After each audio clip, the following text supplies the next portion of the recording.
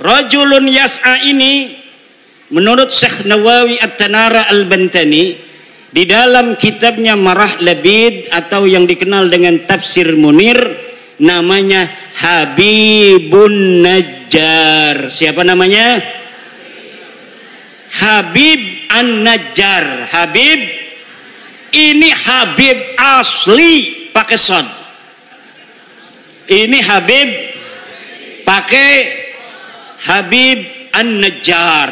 Namanya Habib.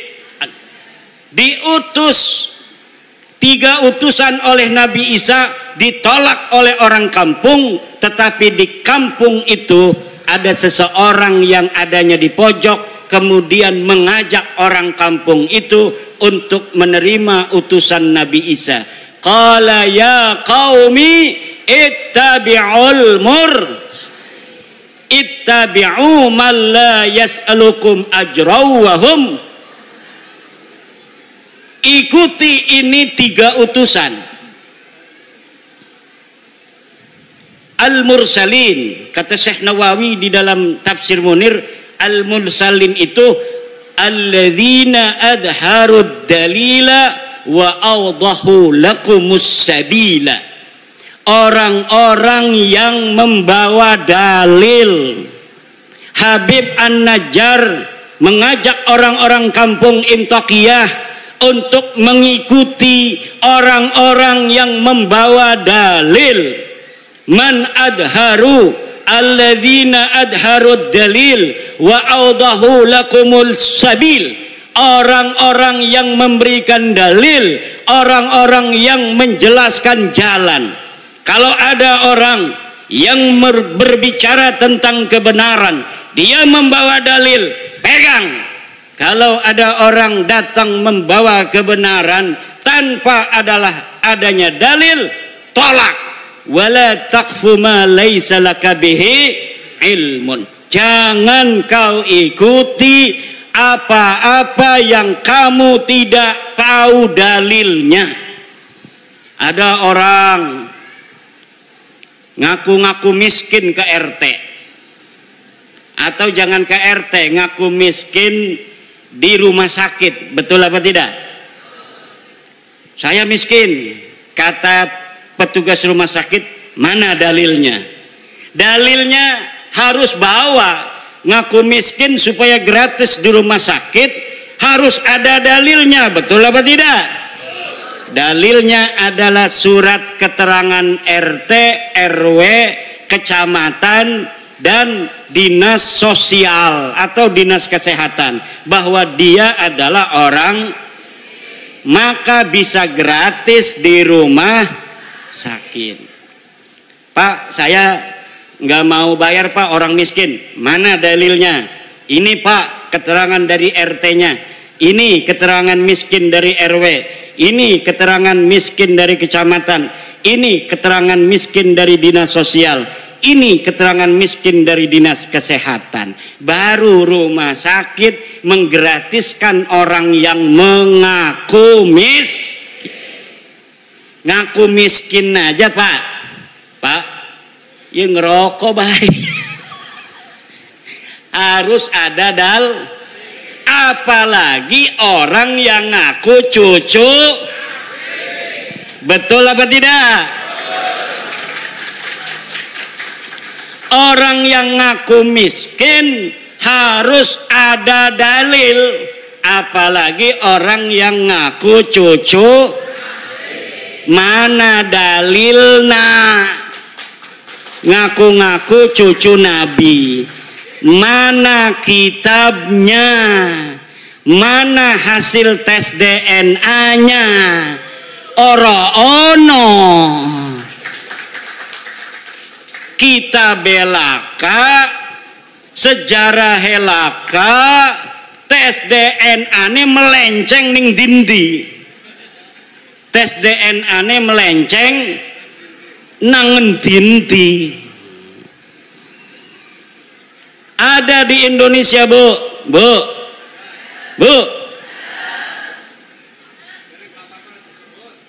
Di Indonesia ada orang ngaku cucu Nabi. dalam tubuhku mengalir darah Rasulullah. Datang ke kiai, minta duit 40 juta. Baru saya dapat ini apa namanya, sebuah testimoni dari kiai di Purbalingga, bukan Purbalingga, di Banyumas. Ada kiai diparanin oleh seorang yang ngaku cucu Nabi. Yang ngaku cucu Nabi namanya Habib. Apa namanya? Habib. Nama klannya keluarga Baklawi. Keluarga apa? Baklawi. Dia minta uang 40 juta. Dulu-dulu katanya biasanya langsung dikasih kalau lagi punya. Kalaupun tidak punya uang, maka akan dicarikan uangnya untuk Habib, orang yang ngaku cucu Nabi, dengan harapan mendapatkan barokah dan syafaat dari baginda Nabi. Tapi kiai ini sudah dengar, ada di Banten namanya Imaduddin Usman, sudah meneliti bahwa para habib-habib yang ada di Indonesia yang ngaku cucu Nabi ini ternyata bukan keturunan Nabi. Saya yang meneliti itu, bahwa Habibku ada Habib Rizik Sihab, Habib Bahar Smith, Habib Taufik Segaf, Habib Lutfi Yahya. Itu semua namanya keluarga Baklawi. Keluarga siapa? Saya sudah teliti seteliti-telitinya berdasarkan kitab-kitab nasab, kitab-kitab sejarah, hasil tes DNA, bahwa mereka dengan pasti mustahil sebagai keturunan baginda Nabi besar Muhammad sallallahu alaihi wasallam. Tidak terima, silahkan undang saya untuk berdebat. Kalau tidak terima, mana ente punya dalil? Kalau tidak terima, mana hasil tes DNA ente? Saya sudah tahu hasil tes DNA dari Habib-habib ini. 180 orang di Yaman sudah tes DNA dan hasilnya haplogrupnya G. Sedangkan keturunan Nabi Muhammad semuanya di Arab Saudi, di Yordan, di Maroko, haplogrupnya J1. Kalau ada orang yang mengaku keturunan baginda Nabi besar Muhammad hari ini dari jalur laki-laki semua sampai baginda Nabi sampai Sayyidina Husain, maka haplogrupnya harus J1. Sedangkan keluarga Habib Rizik, keluarga Habib Bahar, keluarga Habib Taufik Segaf, keluarga Habib Lutfi bin Yahya, semuanya sudah tes DNA dan bukan keturunan baginda Nabi besar Muhammad sallallahu alaihi wasallam.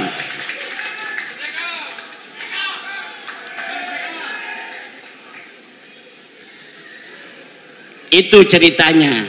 Kembali kepada Kiai Banyumas tadi tuh. Karena dia sering mendengerin saya, ketika si Habib ini minta uang 40 juta, dia acting pura-pura jadeb. Kiai Imad pahlawanku, Kiai Imad pahlawanku, Kiai Imad pahlawanku. Langsung Habibnya kabur. Jadi ibu-ibu, bapak-bapak kiai, terutama sama kiai-kiai, kalau ada Habib minta uang banyak, nggak usah banyak ngomong, cukup di depan dia baca wiridan, Kiai Imad pahlawanku, Kiai Imad pahlawanku, Kiai Imad pahlawanku. Insya Allah setannya hilang semua. Lah kita nyari-nyari duit, gelati duit 40 juta gati bu ya, nggih. Megawe ning Tangerang gaji 4 juta, berarti 40 juta ya kita megawe ning pabrik 10 bulan nggih. Lah dia datang hanya dengan menjual baginda Nabi, dia pengen dapat duit 40 juta.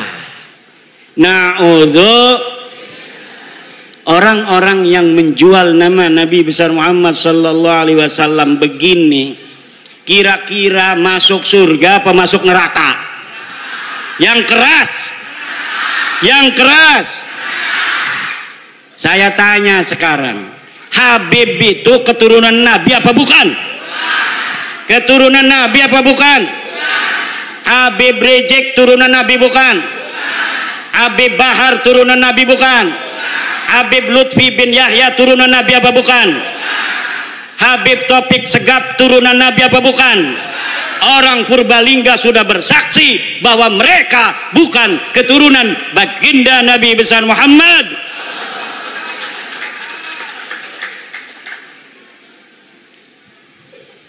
Ibunda Khadijah Al-Kubra akan tersenyum kepada orang-orang Purbalingga. Sayyidatuna Fatimah Az-Zahra akan berbahagia kepada orang Purbalingga. Sayyidina Ali, Sayyidina Husain, Sayyidina Hasan akan tersenyum kepada orang Purbalingga, kepada masyarakat Nusantara yang sudah menyelamatkan nama baik Sayyidatuna Khadijah Al-Kubra, Sayyidatuna Fatimah Az-Zahra, Sayyidina Ali dan baginda Nabi besar Muhammad sallallahu alaihi wasallam dari orang-orang sekarang yang dia bukan turunan baginda Nabi, tetapi dia mengaku-ngaku keturunan baginda Nabi. Dengan pengakuannya itu dia membuat umat Nabi besar Muhammad sallallahu alaihi wasallam diperas, membuat umat Nabi Muhammad SAW dihina-dina, membuat umat Nabi besar Muhammad SAW berpecah belah. Orang-orang semacam ini dari sisi ilmu nasab bukan turunan Nabi, dari sisi ilmu sejarah bukan turunan Nabi, dari tes DNA bukan turunan Nabi, dari akhlak ba'id, jauh dari keturunan Nabi. Akhlak Nabi begitu luhur, senyum mengembang setiap ketemu dengan orang lain, menyayangi orang lain. Setiap ketemu orang punya uang, dikasih uangnya oleh baginda Nabi. Lagi bawa begini nih, bawa jas, apa ini namanya nih, jubah, diminta orang karena ada dua. Kalau turunan Nabi itu harus sama dengan Nabi. Kalau lagi bawa jubah, jubahnya satu buat aneh, langsung dikasihin. Itu ciri-ciri daripada turunan. Sekarang Laskar jajal kalau ada Habib lagi bawa mobil, mobilnya buat aneh. Kalau dia kasih itu mobil, dia turunan Nabi. Kalau tidak kasih itu mobil, jangan sampai engkau percaya bahwa dia keturunan baginda Nabi besar Muhammad. Setuju? Ada Habib datang ke Kiai bawa mobil. Beb, bawa apa ke sini? Mobilnya buat aneh aja. Sebelum diminta, minta dulu. Sebelum dia minta uang, minta dulu apa yang dia bawa. Dia bawa udang-udang begini, pinta. Dia bawa jubah begini, pinta. Wah, berarti kiimat nanti kita minta coba kasih enggak? Ya enggak. Aneh kan enggak ngomong-ngomong, aneh turunan Nabi. Ente punya istri, cerai, nanti aneh kawinin, ente masuk surga. Ada Profesor Manahem Ali beriwayat, ada seorang kiai istrinya cantik jelita. Tahu istrinya satu atau dua saya nggak tahu itu. Yang jelas dia istrinya cantik.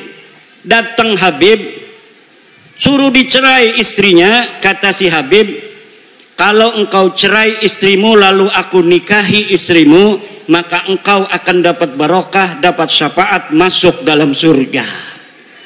Na'udzu. Apakah yang model begitu betul turunan Nabi? Jawab. Apakah orang yang datang ke rumah kiai minta uang 40 juta itu turunan Nabi? Apakah ada orang yang menghina orang lain itu turunan Nabi?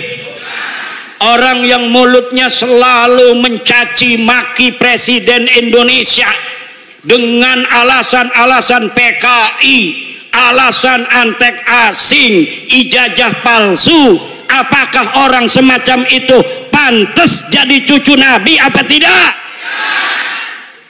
Dia cucu Nabi bukan? Orang yang selalu membuat keonaran. Orang kampung kita suruh demo tiap hari nggak dibayar. Katanya untuk bela agama Islam. Kemudian orang-orang kampung kita meninggalkan pekerjaannya, meninggalkan kegiatannya, suruh demo tiap hari. Dia yang dapat duit, orang-orang kampung kita yang kerjaannya acak-acakan, ekonominya murat-marit, istrinya muring. Tahu muring? Istrinya muring, ngambek, marah-marah karena dia jaga warung ditinggalin. Apa betul? Dia bertani, taninya macul tidak disempurnain. Dia jagain pancingan lele, pancingan lelenya ditinggalin. Kenapa? Suruh demo, suruh katanya membela agama, menurunkan antek-antek Cina, menurunkan antek-antek asing. Tapi ternyata perjuangan mereka semata-mata bukan untuk agama, bukan untuk rakyat, bukan untuk bangsa, tetapi untuk tingginya nama mereka sendiri dengan mengorbankan putra-putri Indonesia agar masa depannya acak-acakan, tetap miskin, melarat, tidak punya pekerjaan. Na'udzu. Bu, anak ibu mesantren, betul apa tidak? Anak ibu mesantren pengen jadi kiai, betul? Kiai Sahal sangat bahagia kalau anak ibu-ibu melebihi kiainya. Makanya saya bikin syair, ya Rabbi bil khalil iftah kulla talibina waj'alhumu khairan minna wa khairal umami. Ya Rabbi bil khalil iftah kulla talibina waj'alhumu khairan minna wa khairal. Ya Rabbi bil khalil, ya Tuhan dengan barakah Syekh Khalil Bangkalan, iftah kulla talibina, beri futuh santri-santri kami, waj'alhumu, jadikan mereka khairan minna, lebih baik daripada aku, wa khairal umami, dan sebaik-baiknya umat. Seorang kiai akan bahagia kalau muridnya lebih pinter daripada dirinya, betul? Kalau gurunya hafal Quran cuma 2 juz, kayak saya, itu juga dulu. Saya sekarang punya murid sudah hafal 30 juz karena habis mondok di saya belajar kitab kuning, dia ngaji di pondok tahfidz. Sekarang sudah 30 juz. Saya senang dan bahagia.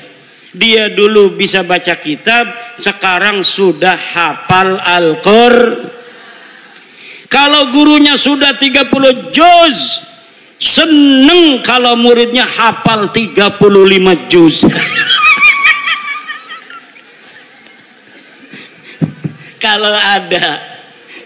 Kalau ada lebih dari 30 juz itu senang mungkin gurunya. Tetapi ada seorang atau sebuah kelompok, dia tidak bergelar kiai. Kalau kiai, muridnya jadi kiai seneng, betul? Tapi ada Habib punya murid namanya Mukibin. Ini Mukibin tiba-tiba pas udah 2 tahun dia pakai Al-Habib. Wong Banyumas, gua Al-Habib. Lah kira-kira gurunya itu yang seorang Habib marah apa tidak kalau ada murid tiba-tiba make gelar Al-Habib? Marah, itu bisa dipukulin, dipersekusi. Kenapa? Karena bagi mereka nasab itu lebih utama daripada ilmu. Sedangkan menurut ajaran Islam, ilmu itu mutlakon lebih mulia daripada nasab. Ilmu itu mutlakon lebih mulia daripada Takwa adalah kunci daripada kemuliaan. Ukuran daripada kemuliaan adalah takwa. Inna akramakum indallahi, sesungguhnya orang yang paling mulia di antara kalian adalah orang yang paling bertakwa. Itu adalah barometer kemuliaan. Siapa orang paling bertakwa, dialah orang yang paling mulia. Apakah dia anak seorang kiai? Apakah dia anak seorang raden? Apakah dia anak seorang tubagus? Dia seorang petani? Dia seorang penjual cilok? Dia seorang yang miskin? Dia seorang yang kaya? Kalau dia bertakwa, maka dialah orang yang paling mulia. Ini ajaran Islam apa ajaran Habib? Islam. Tapi ajaran Habib, dia ngomong sama santri-santrinya, kalau nanti jadi kiai banyak ilmunya, jangan sampai di hatimu ada perasaan sama dengan Habib.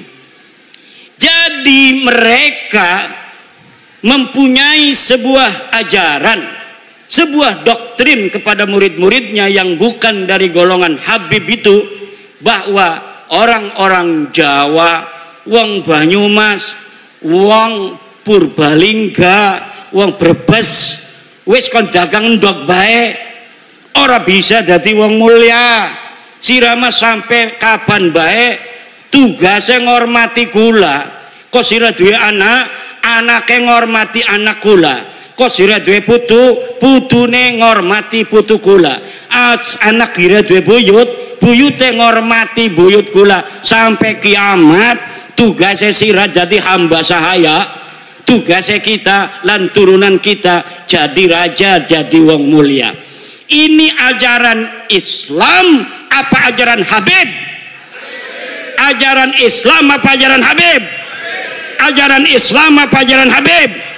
Ajaran Islam, siapa saja dia, dari siapa dia dilahirkan, tidaklah penting. Tetapi yang penting bagaimana dia nanti menatap kehidupan. Kalau dia belajar, kemudian pintar, dia bisa jadi presiden di Indonesia, walaupun dia hanya anak petani dari Purbalingga. Walaupun dia hanya anak seorang pedagang kecil di Purbalingga, kalau dia kemudian masuk STPDN, dia bisa menjadi bupati di Purbalingga. Siapapun dia, walaupun dia hanya anak seorang yang mencari limbah, pemulung, tapi dia kemudian masuk TNI, dia jadi jenderal, kemudian dia menjadi panglima TNI, itu adalah ajaran Islam.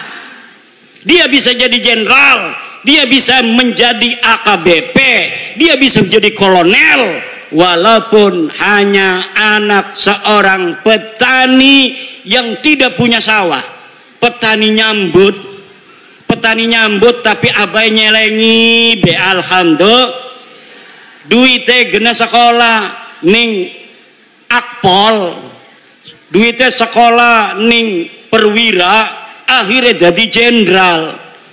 Maka di dalam ajaran Islam dan ajaran Pancasila tidak dinilai dia dari keturunannya, tapi dinilai dari prestasinya. Ini ajaran Islam sesuai dengan ajaran Pancasila. Tapi ajarannya rasis, kabib-kabib, lamun uang dudu turunan kabib, uang lanang ora bisa ngawin turunan kabib. Kenapa ora bisa? Karena kita mah turunannya Nabi. Jere siapa sira turun Nabi? Jere bapak kula. Bapak nirani jere siapa? Bapak kula nih ya jere bapak tua kula. Bapak tua kamu kata siapa? Kata, tapi saya minta buktinya. Tidak ada bukti. Saya minta dalilnya. Tidak ada Saya minta tes DNA. Hasil tes DNA-nya haplogrup G. Orang yang bukan hanya mereka bukan keturunan Nabi, tapi juga mereka bukan orang Arab. Leluhur mereka orang Kaukasia, orang Turki yang tidak punya tempat. Mereka hidup nomaden, kemudian mereka tinggal di Kaukasus, kemudian dihancurkan, menyebar ke India, menyebar ke Pakistan, menyebar ke Eropa, menyebar ke Yaman. Dari Yaman pindah ning Indonesia. Ning Indonesia ngaku putune Nabi. Jadi wes ibu-ibu nurut ning kiai-kiai desa, nurut ning kiai-kiai ning desa kita ana sing ngajar Fathul Qorib ning musola. Wonge 5 sing ngaji, sing siji ngantuk, sing siji izin. Tinggal wong 3, sing 3 ning ngantuk. Ngajar Fathul Qorib kiai, dia yang ngajar ngaji, dia yang bawa kopi. Dia yang ngajar ngaji, dia yang bawa kopi. Kadang-kadang diamplopin yang ngajinya, saking pengen ngelihat orang itu masuk surga, sampai dia kiai ngajar ngaji, gawa kopi, gawa kue, gawa amplop maning. Alhamdulillah. Itulah orang-orang ikhlas. Lah sekarang Bu, karena mereka sudah tahu bahwa mereka itu gagal jadi keturunan Nabi, ngegawa-gawa Wali Songo supaya gagal jadi turunan Nabi. Kata mereka Wali Songo juga sama turunan Baklawi. Padahal dari zaman dulu mereka menghina-hina Wali Songo, keturunannya tidak ada. Wali Songo keturunannya terputus. Tapi sekarang sudah diteliti mereka bukan cucunya Nabi. Mereka katakan Wali Songo itu keluarga mereka, Baklawi. Rizik Syihab sebelum saya membuat tesis tentang bahwa para kabib itu bukan turunan Nabi, dia ditanya oleh orang tentang Azmat Khan. Dia jawab, saya bukan ahli nasab, tanya saja itu ke Rabitah Alawiyah.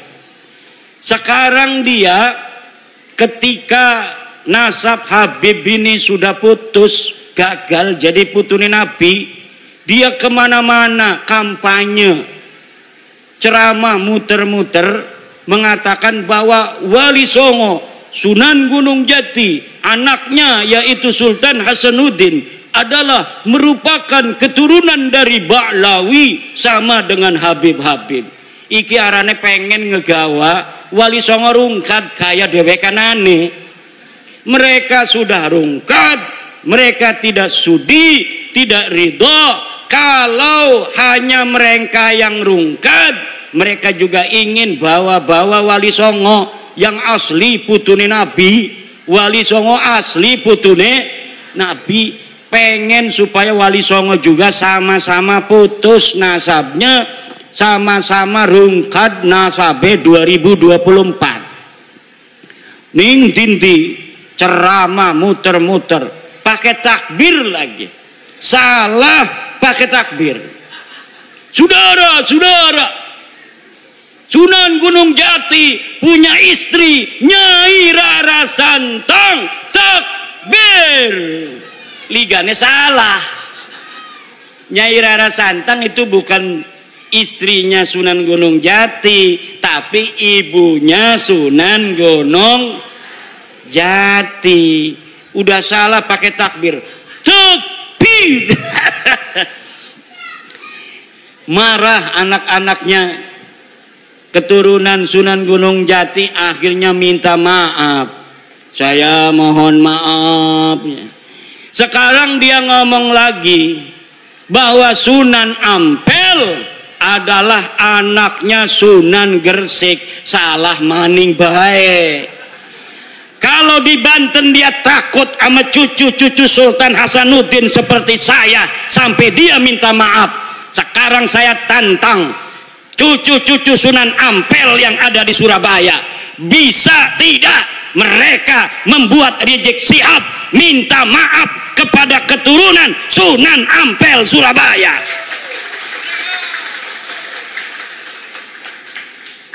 Kalau sama Sultan Hasanuddin Sunan Gunung Jati dia sampai minta maaf, sekarang orang Surabaya kalau dia tidak minta maaf atas kesalahannya itu dengan mengatakan Sunan Ampel anaknya Sunan Gresik, padahal Sunan Ampel anak daripada Ibrahim Asmoro, maka berarti keturunan Sunan Ampel yang ada di Surabaya tidak dianggap oleh Rizik Syihab seperti turunan Sunan Gunung Jati Syarif Hidayatullah.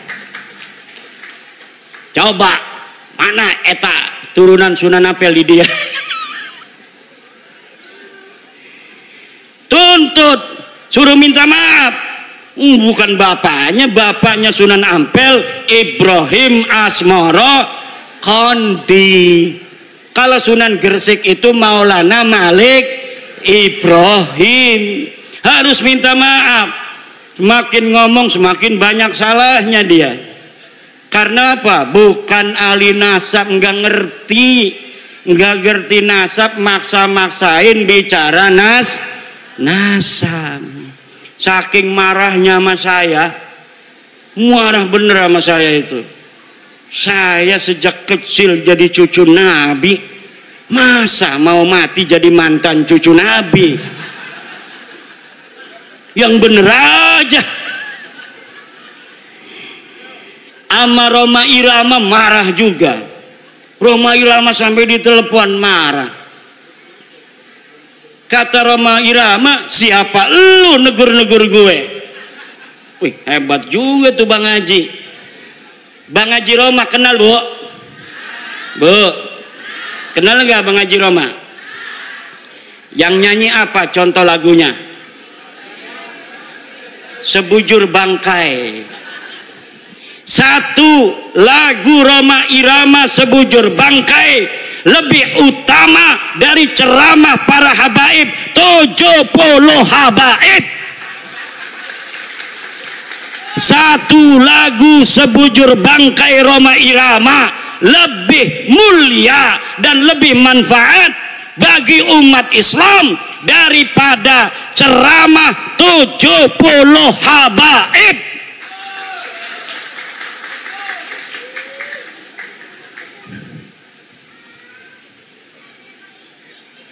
Kenapa lagunya Roma Irama kalau didengerin, kalau lagunya masalah akhirat, kaya-kaya neraka di depan mata, betul? Betul nggak? Kalau lagi nerangin masalah keindahan surga, kaya-kayanya surga ada di depan mata. Kalau lagi menerangkan istri salehah, Masya Allah pengen nambah lagi. Setiap keindahan yang tampak oleh mata, apa tuh? Nggak hafal saya. ada kiai yang hafal seluruh lagu-lagu Rhoma Irama, namanya Kiai Haji Raden Syarif Rahmat. Itu di rumahnya bukan kitab, dia mah kaset semua. Masya Allah, padahal hafal Quran, pinter baca kitab kuning, tapi ngefan banget sama Rhoma Irama, sampai dia mengatakan bahwa Rhoma Irama adalah waliyun min auliyaillahi ta'ala. Rhoma Irama adalah waliyun min auliyaillahi ta'ala. Coba kita lihat, umurnya sudah 80 tahunan.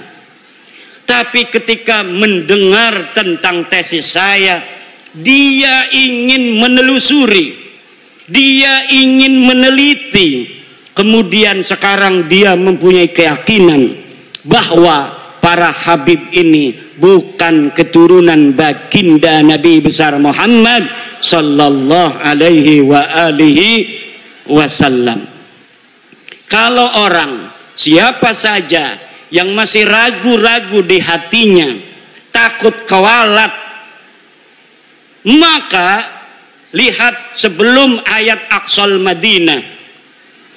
Qalu inna tatayyarna bikum la illam tantahu lanarjumannakum wa la yamassannakum minna adzabun alim.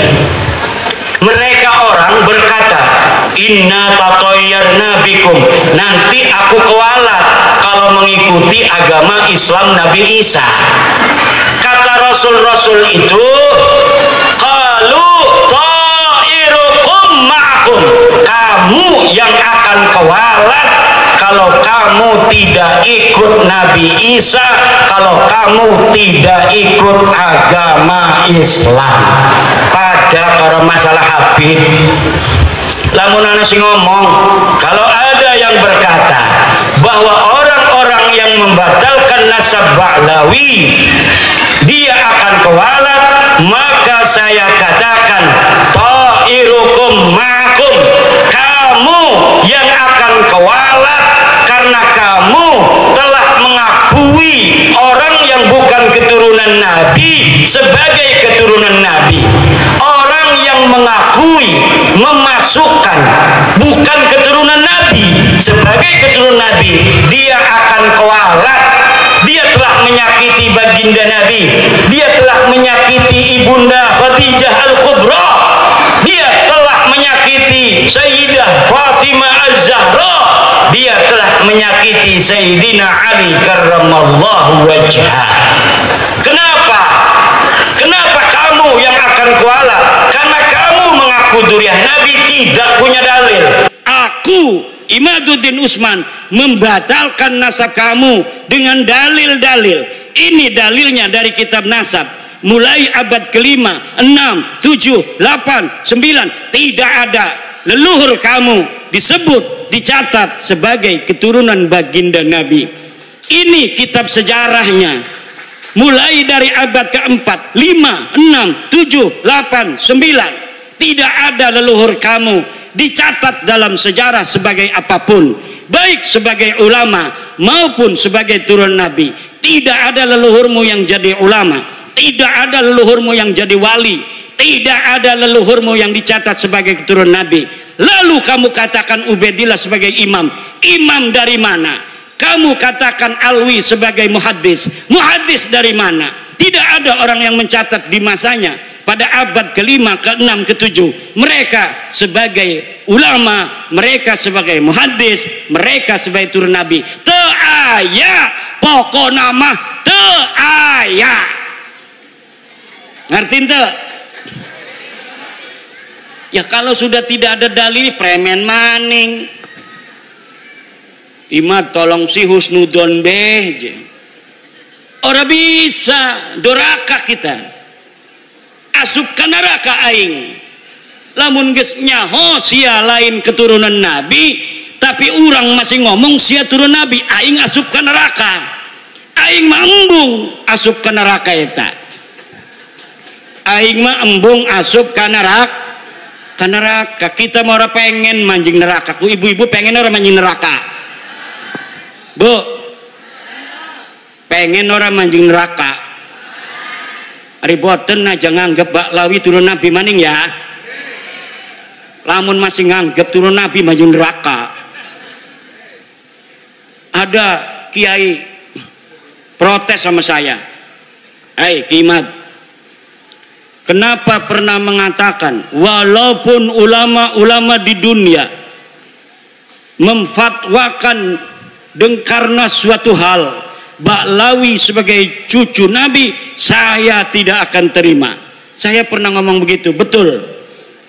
Tapi Pak, lihat kata-kata saya, dengar kata-kata saya, ada kalimat karena suatu hal.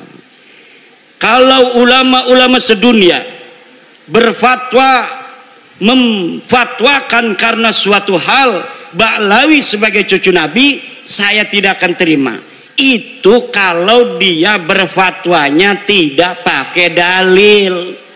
Karena suatu halnya itu misalnya pertemanan, seperti Syekh Ali Jum'ah Mesir, karena berteman dengan Habib Umar bin Hafid, dia kemudian mengisbat Baklawi. Syekh Ibrahim bin Mansur, karena dia sama-sama nasabnya putus, dianggap putus oleh orang Arab, haplogrupnya juga bukan J1, Ibrahim bin Mansur. Akhirnya Ibrahim bin Mansur sekarang membantu Baklawi, Baklawi membantu Ibrahim bin Mansur. Itu namanya karena suatu hal. Kalau mereka datang dari seluruh dunia membawa dalil, maka kita terima, walaupun itu akan mustahil. Mustahil ditemukan dalil-dalil tentang ketersambungan Baklawi. Kenapa saya berani mengatakan mustahil? Karena algoritmanya tidak memungkinkan. Kenapa tidak memungkinkan? Karena di abad 9 saya sudah ainul yakin melihat dalil-dalil bagaimana mereka membangun nasab itu di abad 9. Tidak ada sebelumnya. Maka tidak mungkin akan ditemukan dalil di abad ke-8, dalil di abad ke-7, dalil di abad ke-6. Tidak mungkin ditemukan karena algoritma pembentukan, fabrikasi daripada nasab mereka hanya baru ada di abad 9. Kalau sampai mereka bawa manuskrip katanya abad ke-6, ke-5, saya pastikan itu manuskrip palsu. Apakah ada buktinya? Woi Kiai ngomong manuskrip palsu, manuskrip palsu. Saya sudah menemukan banyak pemalsuan-pemalsuan di dalam sejarah Baklawi. Saya banyak menemukan banyak pemalsuan dalam kitab-kitab Baklawi, seperti kitab Abnaul Imam yang ditulis abad kedua Hijriah, lalu ditambahin di abad kelima, kemudian dikatakan sebagai kitab abad kelima. Padahal kitab itu ditambahin lagi pada abad ke-11, pada abad ke-13. Jadi apa yang tercatat di dalam kitab Abnaul Imam bukan semata-mata abad kedua, bukan semata-mata abad kelima, bukan semata-mata abad 11, bukan semata-mata abad ke-13, dan bukan semata-mata dicetak pada abad 15 sekarang. Ini baru dicetak. Tetapi dari banyaknya penulis dari satu masa ke masa yang lainnya tidak ada dibedakan, ini catatan dari abad 2, ini catatan dari abad 5, ini catatan dari abad 11, ini dari abad 13. Tidak dibedakan. Kalau kita ngaji kitab Fathul Qorib, ada matan takrib, ada Fathul Qorib. Untuk membedakan matan dan sarahnya itu ada dalam kurung. Kalau yang dalam kurung itu matan, yang selebihnya itu syarah. Tapi dalam kitab Abnaul Imam tidak dibedakan mana karya Toba-Toba, mana karya yang lainnya. jumlahnya semuanya ada 4 orang, 5 dengan muhakkiknya. Mereka telah mencetak kitab dengan ditambahi, kemudian diasosiasikan nama ulama tertentu yang ulama itu tidak mencatat daripada apa yang mereka tambahkan. Masih banyak lagi ibu-ibu, bapak-bapak, karena ini udah sore, insya Allah nanti kita akan bisa berjumpa kembali. Kita berdoa, ibu-ibu panjang umur, sehat badan, banyak duit, banyak duit, banyak duit, anaknya soleh solihah, bapak-bapak juga semuanya banyak duitnya. Ini yang hadir di sini dan anak keturunannya ila yaumil qiyamah jadi orang kaya raya semua, jadi orang yang berilmu semua, jadi orang yang berpangkat tinggi semua, bermanfaat dan menjadi pahlawan untuk generasinya masing-masing. Allahumma amin, Allahumma al-Fatihah.